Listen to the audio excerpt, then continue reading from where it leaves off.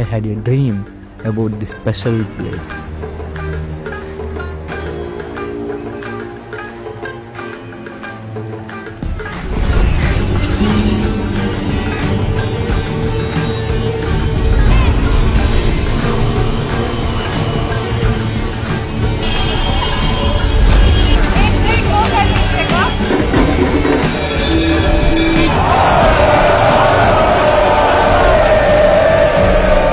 Here, death is not seen as the end, rather celebrated as a festival.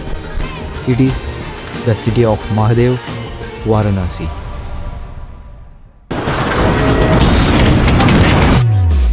ఈ place చూడడానికి నేను 1600 kilometres పైగా travel చేశాను రాజమండ్రి నుండి వారణాసి. ఇది ఈ ప్రపంచంలోని అత్యంత పురాతన నగరాల్లో ఒకటి. కానీ ఎంత పురాతనమైనది. మన లేట్ వేదిక ఏజ్లో గంగా నది చుట్టుపక్కల చాలామంది నివసించడం స్టార్ట్ చేశారు. అలా పుట్టిందే ఈ వారణాసి. మన దగ్గర ఎగ్జాక్ట్ డేట్ అయితే లేదు, కానీ 6th century BCలో బుద్ధిస్ట్ టెక్స్ట్ అయిన అంగుతారా నికాయలో ఈ కాశీ గురించి మెన్షన్ చేశారు. అప్పటి నుండి వారణాసి చాలామంది రాజుల చేతిలో డెవలప్ అవుతూ వచ్చింది, like Maurya, cushion and Gupta. కానీ 12th century నుండి వారణాసికి డార్క్ ఏజ్ స్టార్ట్ అయింది. మహమ్మద్ గౌరీ, ఖిల్జీ అండ్ ఔరంగజేబ్ లాంటి రాజులు చాలాసార్లు కాశీ మీద అటాక్స్ చేసి అక్కడ ఉండే చాలా టెంపుల్స్ని నాశనం చేశారు. మళ్ళీ 1947లో మన ఇండియాకి ఇండిపెండెన్స్ వచ్చింది అండ్ దానితో వారణాసికి కూడా ఫ్రీడమ్ వచ్చింది. అప్పటి నుంచి మళ్ళీ వారణాసి డెవలప్ అవడం మొదలైంది. And 30 hours non stop train journey తర్వాత నేను కాశీలో అడుగుపెట్టాను. అండ్ ర్యాపిడో బుక్ చేసుకొని అలా నైట్ కాశీ స్ట్రీట్స్ చూస్తూ రూమ్కి వెళ్ళి రెస్ట్ తీసుకున్నాను. అండ్ ఎర్లీ మార్నింగే పడుకొని లేచి కేదార్నాథ్ ఘాట్ దగ్గర గంగా నదిని దర్శించుకోవడానికి వచ్చాను.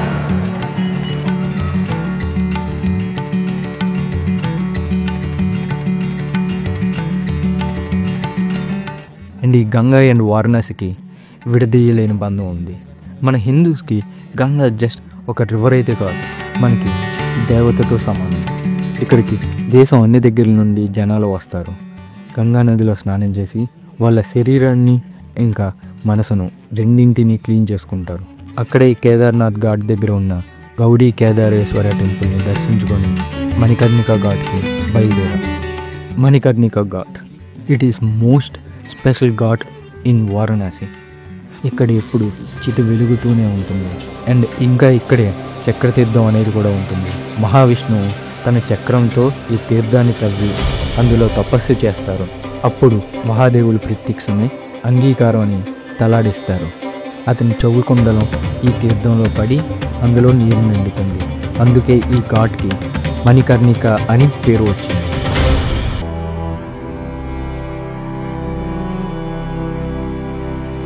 అండ్ చాలామంది వాళ్ళ లాస్ట్ డేస్లో వారణాసి వస్తారు. But why? వాళ్ళు వచ్చేది మోక్షం కోసం. మన హిందూ ధర్మంలో లైఫ్ అనేది ఒక కాలచక్రం, ద వీల్ ఆఫ్ లైఫ్. జీవన్, మృత్యు అండ్ పునర్జన్మ, ఇది రిపీట్ అవుతూ వస్తుంది. అండ్ ఈ కాలచక్రం నుండి బయటపడడానికి దారి మోక్షం. సప్తతీర్థాల్లో ఒకటి అయిన ఈ వారణాసి చాలా పవిత్రమైనది. ఇక్కడ దహన సంస్కారాలు జరిగితే వాళ్ళకి కాలచక్రం నుండి ముక్తి చెందుతుంది. వారణాసిలో చావుని ఒక పండగలా జరుపుకుంటారు. ఇక్కడ దహన సంస్కారాలు చేయడానికి 2 ఘాట్స్ ఉన్నాయి, హరిశ్చంద్ర అండ్ మణికర్ణిక. ఈ మణికర్ణిక ఘాట్ని చూసిన తర్వాత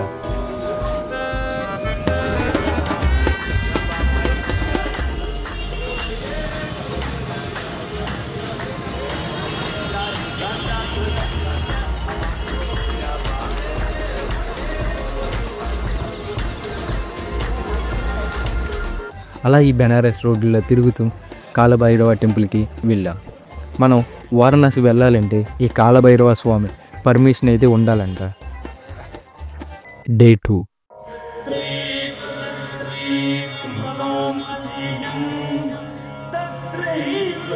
మార్నింగ్ ఘాట్స్లో సన్ రైజ్ని చూస్తూ వారాహి మాత టెంపుల్కి వెళ్ళా. ఈమె ఉగ్ర రూపంలో నైట్ అంతా కాశీలో తిరుగుతూ గ్రామాన్ని రక్షిస్తారు. మళ్ళీ మార్నింగ్ టెంపుల్లోకి వస్తారంట. అండ్ నేను మార్నింగ్ 6కే ఈ టెంపుల్ దగ్గరికి వచ్చా. అండ్ ఇక్కడ చాలా పెద్ద లైన్ ఉంది. అండ్ ఈ స్ట్రీట్ మొత్తం జనాలతో నిండిపోయింది.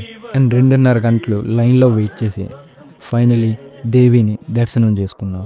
ఇక్కడ వారాహిదేవి భూగర్భంలో ఉంటారు. మనం పైన ఉన్న కన్నం నుండి అవన్నీ చూసి దర్శించుకోవచ్చు. అండ్ అక్కడ నుండి కాశీలో మెయిన్ టెంపుల్ అయిన విశ్వనాథ్ టెంపుల్కి స్టార్ట్ అయ్యాం. రుద్రనివాస్. కాశీకు ఉన్న చాలా పేర్లలో ఇది ఒకటి. దీనికి meaning the city of Shiva. And ఇక్కడ మెయిన్ మహాదేవుని పూజిస్తారు. ఈయనకి ఇక్కడ చాలా టెంపుల్స్ ఉన్నాయి. అందులో most famous the Kashi Vishwanath temple. మన ఇండియాలో 12 జ్యోతిర్లింగాల్లో ఒకటి. హిస్టరీ బట్టి చూస్తే 6th సెంచరీలో ద కింగ్ విజయగుప్త ఈ టెంపుల్ని కట్టారు. ఇక్కడ 8th సెంచరీలో ఆదిశంకరాచార్యులు శివజంని అఫీషియల్గా ఎస్టాబ్లిష్ చేశారు. 12th సెంచరీలో మొహమ్మద్ గుప్తా ఫస్ట్ టైం విశ్వనాథ్ టెంపుల్ని డిస్ట్రాయ్ చేశారు. తర్వాత ఈ టెంపుల్ని చాలాసార్లు నిర్మించారు అండ్ చాలాసార్లు ధ్వంసం చేశారు.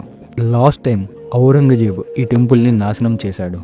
18th సెంచరీలో ద క్వీన్ ఆలియాబాయ్ హుల్కర్ ఈ టెంపుల్ని మళ్ళీ కట్టారు. ఇప్పుడు కాశీ విశ్వనాథ టెంపుల్ ఇండియాలో మెయిన్ పుణ్యక్షేత్రాల్లో ఒకటి. అలా ఆ విశ్వనాథుని దర్శనం చేసుకున్నాం. అండ్ ఆ టెంపుల్లోనే ఐ మీట్ హర్, నేపాలీ పాప. టెంపుల్ లైన్లో తను పరిచయమైంది. తర్వాత ఇద్దరం అష్టాదశ శక్తిపీఠాల్లో ఒకటి అయిన విశాలాక్ష అమ్మవారి టెంపుల్కి వెళ్ళాం. అండ్ తర్వాత మాతా అన్నపూర్ణాదేవి టెంపుల్కి వెళ్ళాం. అండ్ అక్కడే అమ్మవారి ప్రసాదాన్ని తిన్నాం. ఇప్పుడే దర్శనం అయిపోయింది. దర్శనం అయిపోయి భోజనం చేసేసి ఇప్పుడే వస్తాం. సినిమా అక్కడ పరిచయం అయింది. Nepal. In the evening, we will go to see the most beautiful thing in the Varanasi, Ganga Harati.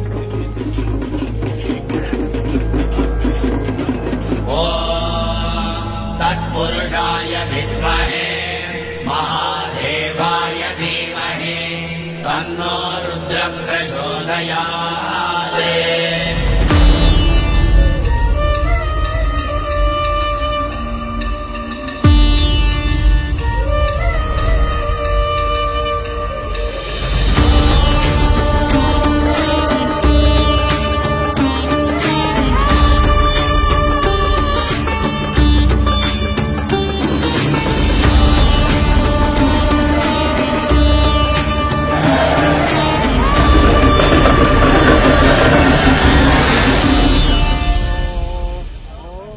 నాకైతే మాటలు లేవు ఆ ఎక్స్పీరియన్స్ని చెప్పడానికి.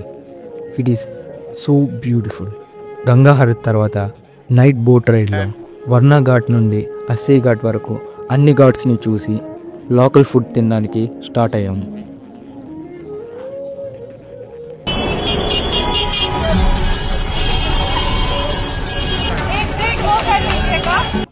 Next we are going to enjoy the local food in Banaras.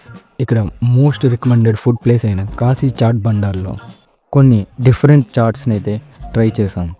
Next we try the Banaras most famous lassi. We end our day with delicious sweet pan from Benares, which is simply amazing.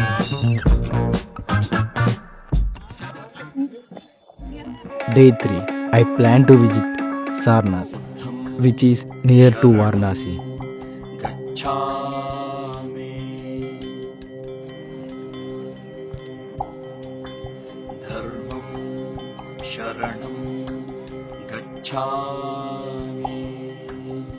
బుద్ధిజంలో ఈ place చాలా special. దీనికి reason Gautam బుద్ధునికి enlightenment అయిన తర్వాత first ఈ ప్లేస్కి వచ్చారు. అందుకే బుద్ధిస్టులకి ఈ ప్లేస్ చాలా ఇంపార్టెంట్. 12th సెంచరీలో మొహమ్మద్ గౌరీ ఈ ప్లేస్ని కూడా డిస్ట్రాయ్ చేశారు. తర్వాత ఇక్కడ ఉన్న బుద్ధిస్టులు చాలామంది Nepal, Sikkim, Tibet and south ఇండియాకి వెళ్ళిపోయారు.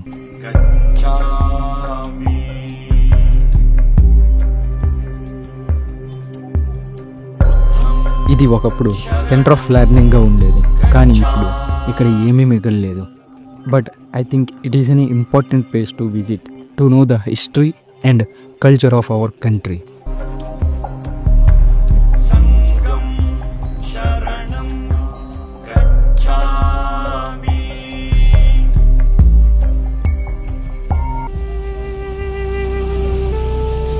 ఘాట్స్లో తిరుగుతూ ఎస్సీ ఘాట్ దగ్గర హ్యాపీ పై తిని షాపింగ్ చేయడానికి స్టార్ట్ అయ్యాం.